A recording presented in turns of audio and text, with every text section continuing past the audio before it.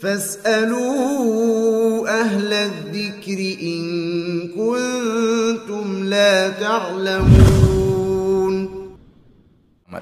Poin ketiga para hadirin dan hadirat yang dirahmati Allah Subhanahu wa taala, bahwasanya di zaman sekarang ini muncul orang-orang yang berusaha menafsirkan hadis-hadis, mencocok-cocokkan, mengepas-ngepaskan hadis-hadis Nabi tentang tanda-tanda hari kiamat. Kata dia, inilah tandanya sekarang, inilah tandanya sekarang.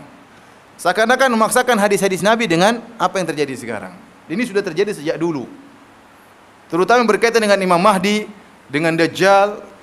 Contoh, saya waktu masih SMA, kalau tidak salah, muncul sebuah buku, judulnya Dajjal sudah muncul di India. Wah, orang takut.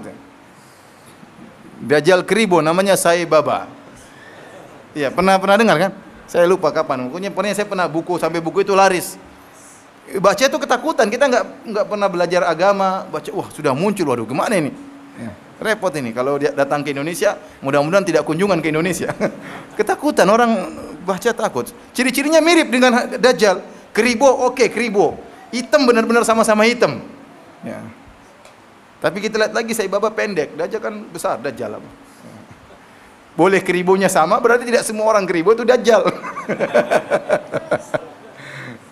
Akhirnya orang pas-paskan. Dajjal matanya cuma satu, dia matanya dua, gimana mau jadi Dajjal?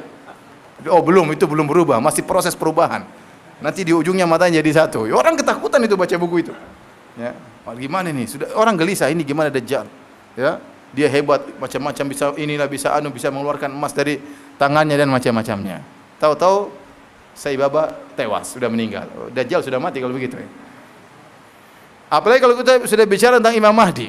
Waduh, Imam Mahdi, banyak sekali khurafat tentang Imam Mahdi. Ada yang mengatakan Saddam Hussein Imam Mahdi. Iya, ada sampai begitu. Oh, udah meninggal Imam Mahdinya. Ya. Sampai ada penulis mengatakan Imam Mahdi akan muncul dari Taiwan. Imam Mahdi dari Taiwan. Benar ini, ada yang mengatakan demikian. Imam Mahdi menurut ciri-cirinya dia pelajari, kesimpulan Imam Mahdi muncul dari Taiwan. Entah Jet Li, Jackie Chan, saya nggak tahu. Imam Mahdi. Jadi berusaha mereka tambah ilmu, mereka berusaha menerapkan hadis-hadis tentang tanda-tanda hari kiamat, diterapkan dengan yang terjadi zaman sekarang, dan itu berbahaya kalau tidak punya ilmu. Ya, bahaya. Akhirnya apa? Berapa banyak Imam Mahdi yang muncul? Betapa banyak Imam Mahdi yang muncul. Terakhir Imam Mahdi muncul di mana orang Indonesia ngaku Imam Mahdi sholat Id hari kedua kalau nggak salah di Mekah. Imam Mahdi ngaku Imam Mahdi. Ya. Dan banyak orang ngaku sebagai Imam Mahdi. Terjadi kasus yang heboh pernah di Arab Saudi. Kalau nggak salah tahun 70-an ya, saya diceritain oleh guru-guru saya. Waktu itu ada orang yang dianggap sebagai Imam Mahdi, dan Imam Mahdi kan dibaiat di Masjidil Haram. Makanya waktu itu ada orang-orang bawa jenazah dimasukkan ke dalam Masjidil Haram, tidak ada pemeriksaan dahulu, aman. Tahu-tahu mereka memasukkan senjata dalam Masjidil Haram. Pasukannya Imam Mahdi. Mereka ingin mempersiapkan kondisi pembaiatan Imam Mahdi. Di antaranya mereka menyiapkan apa? Senjata. Setelah senjata masuk, makanya sekarang ketat, kalau ada jenazah tidak bisa, harus pakai proses panjang. Karena dulu pernah dimasukkan apa? Senjata dalam Masjidil Haram. Akhirnya tiba-tiba pada waktu yang ditentukan, maka, dan subhanallah, sebagian guru saya cerita waktu itu setan bermain. Sebagian orang-orang dibuat mimpi bahwasanya Imam Mahdi si fulan.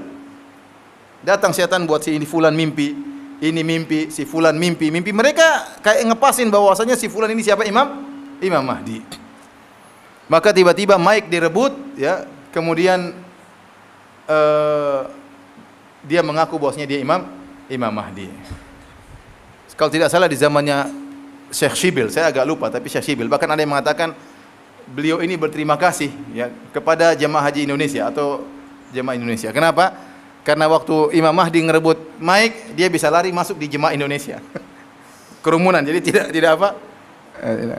Tidak ketahuan, dia masuk di kerumunan. Wallah alam, benar tidak itu ceritanya. Intinya akhirnya dia mengumumkan dirinya sebagai Imam Mahdi. Dan kalau ada Imam Mahdi muncul, kita harus baiat. Kata Nabi, meskipun kau merangkak di atas salju, susah merangkak di salju. Jadi kita berusaha membaiat dia. Muncullah fitnah bahwasanya ada Imam Mahdi. Banyak orang membaiat karena sangka ini benar-benar Imam Mahdi. Ada bendera-bendera hitam, muncul seperti ciri-ciri munculnya Imam Mahdi, orang-orang baiat. Ya. Disampaikan kepada para ulama, di antaranya Syekh Abdul Muhsin Al-Abbad, kata Syekh Abdul Muhsin Al-Abbad, bapaknya Syekh Abdul Razak hafizahullah, kata dia ini salah satu pendusta. Dan benar. Sebagian orang yang lemahnya iman percaya sama dia. Terjadi peperangan antara pemerintah Arab Saudi dengan Imam Mahdi. Kalau dia benar-benar Imam Mahdi, enggak mungkin kalah. Enggak mungkin kalah. Beberapa lama kemudian Imam Mahdinya tewas. Tembak, mati. Selesai. Imam Mahdi berarti bukan Imam Mahdi. Imam Mahdi Bahlul namanya. Itu tewas, selesai. Artinya fitnah sampai terjadi di Arab Saudi seperti itu. Bahkan yang terkena fitnah tersebut bukan orang-orang biasa, orang rajin sholat. Yang terkena fitnah tersebut orang-orang yang rajin sholat, penampilan Islami terkena fitnah tersebut. Oleh karenanya penerapan hadis-hadis tentang tanda-tanda hari kiamat diterapkan zaman kita tidak mudah. Seperti bahwasanya tidak akan tegak hari kiamat kecuali di Arab Saudi sudah hijau. Mulailah muncul, ada air terjun di Arab Saudi.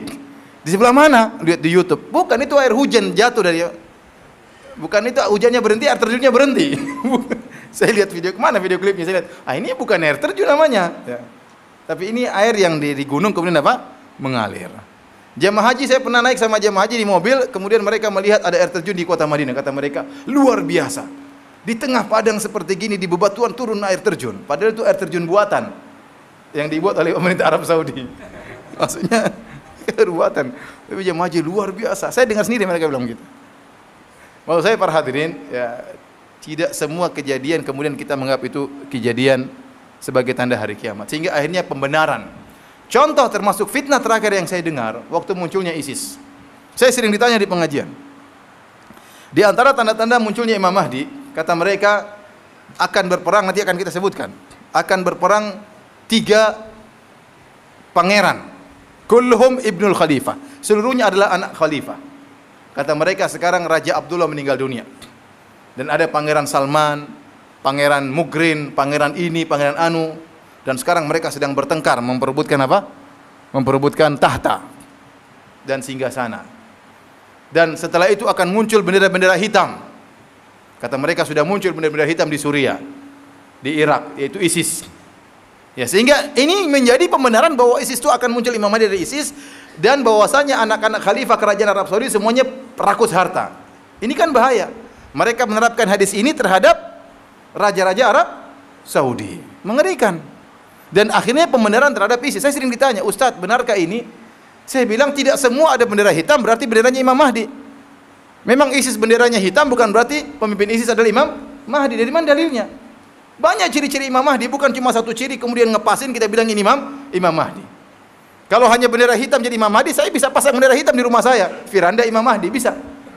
Kalau sekedar apa? Cuma ciri bendera. Terus mana pangeran-pangeran bertengkar? Tidak ada pangeran bertengkar. Tidak ada. Ini kebohongan.